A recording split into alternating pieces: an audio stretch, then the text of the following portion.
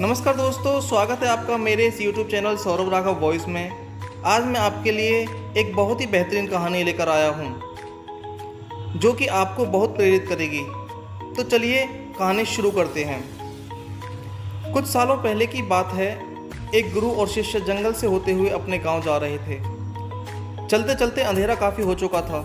शिष्य ने अपने गुरु से कहा कि गुरुजी, रात काफ़ी हो चुकी है, अगर आप कहें तो आज की रात यहीं आसपास के किसी गांव में गुजार लें। गुरुजी ने कहा ठीक है, और वो पास ही के गांव में एक छोटे से घर के पास जाकर रुक गए। और घर के दरवाजे पर शिष्य ने आवाज़ लगाई तो उस घर से एक आदमी बाहर आया। तभी गुरुजी ने बोला, हम अपने गांव जा रहे थे, लेकिन रात काफ़ी होने की वजह से हमने इसी गांव में रुकने का सोचा है। क्या आज रात हम आपके यहाँ रुक सकते हैं? वह आदमी बोला, हाँ क्यों नहीं, आप दोनों अंदर आ जाइए। अब जैसे ही गुरुजी अंदर गए, उन्होंने देखा कि उस आदमी के घर में बहुत ज़्यादा गरीबी थी। गुरुजी ने उस आदमी से पूछा कि आप क्या काम करते हो? वह गरीब आदमी बोला, मेरे पास बहुत सारी ज़मीन है। तो गुरुजी ने कहा, अगर आपके पास बहुत सारी ज़मीन है तो इस तरह से क्यों रह रहे हो? वह आदमी बोला, यह ज़मीन किसी काम की नहीं है, ऐसा गाँव वाले बोलते हैं कि ये बंजर ज़मीन है, यहाँ पर कुछ भी नहीं उगाया जा सकता और वहाँ पर फसल उगाना बहुत ही बड़ी बेवकूफ़ी है। गुरुजी ने कहा, फिर तुम्हारा गुजारा कैसे चलता है?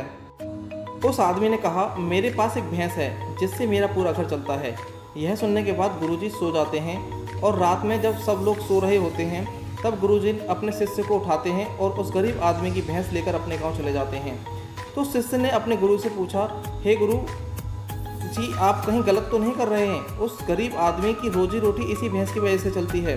गुरुजी ने कुछ नहीं कहा और अपने शिष्य की तरफ मुस्कुराते हुए आगे बढ़ जाते हैं। इस बात को तकरीबन 10 साल गुजर गए और जो गुरु का शिष्य था वह बहुत बड़ा गुरु बन चुका था। तो एक दिन उन्हें उस गरीब आदमी की याद आती है कि मेरे गुरु ने उस आदमी के साथ अच्छा नहीं किया था, मुझे एक बार चलकर देखना चाहिए कि वह आदमी किस परिस्थिति में है। वह शिष्य उस गांव की तरफ जाता है और वहां जैसे ही पहुंचता है तो वह देखता है कि जहां पर उस गरीब आदमी का झोपड़ा था वहां पर एक बहुत ही आलीशान महल बन चुका है और उस झोपड़ी की बाहर जो बंजर ज़मीन थी उस पर फूल और फलों के बगीचे लगे हुए थे। तभी उधर से उस घर का मालिक आता है। शिष्य उस आदमी को पहचान लेता है और उस आदमी को बोलता है, तुमने मुझे पहचाना? मैं अपने गुरुजी के साथ आया था और हम एक रात आपके यहाँ रुके भी थे। वह आदमी उसे पहचान लेता है और मायूसी से बोलता है, हाँ कैसे भूल सकता हूँ उस दिन को, आप लोग तो बिना बताए ही चले गए, पर उस दिन ना जाने क्या हुआ, जो मेरी भैंस थी वो ना जाने कहाँ चली गई और आज तक नहीं लौटी। कुछ दिनों तक तो मुझे समझ ही नहीं आया कि क्या करना चाहिए और क्या नहीं, लेकिन जीने के लिए मुझे कुछ ना कुछ तो करना ही था। तो कुछ दिन मैंने मेहनत मजदूरी शुरू करके कुछ पैसे इकट्ठे किए और उन पैसों से मैंने अपने खेतों में फसल उगाई।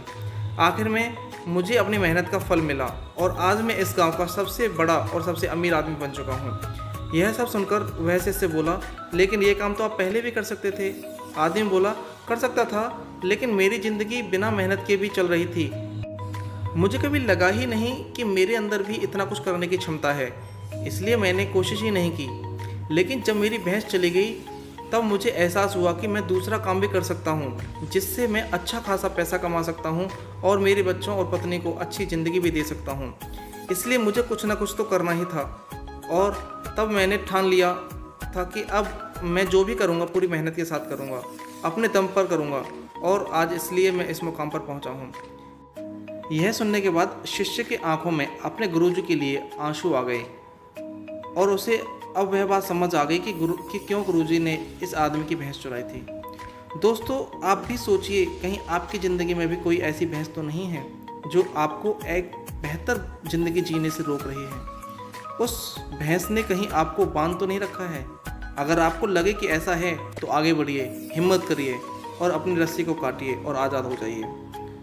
जो आपके पास है उसे खोने का डर मत पालिए, क्योंकि आपके पास खोने के लिए बहुत ही कम चीज़ें हैं। पर सोचिए, अगर आप कामयाब हो जाएंगे तो पाने के लिए पूरी दुनिया आपके पास है।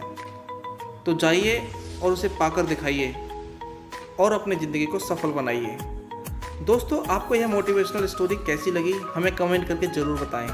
और इस पोस्ट को अपने दोस्तों के साथ ज़रूर शेयर करें ताकि उन लोगों को भी मोटिवेशनल मिल सके। धन्यवाद।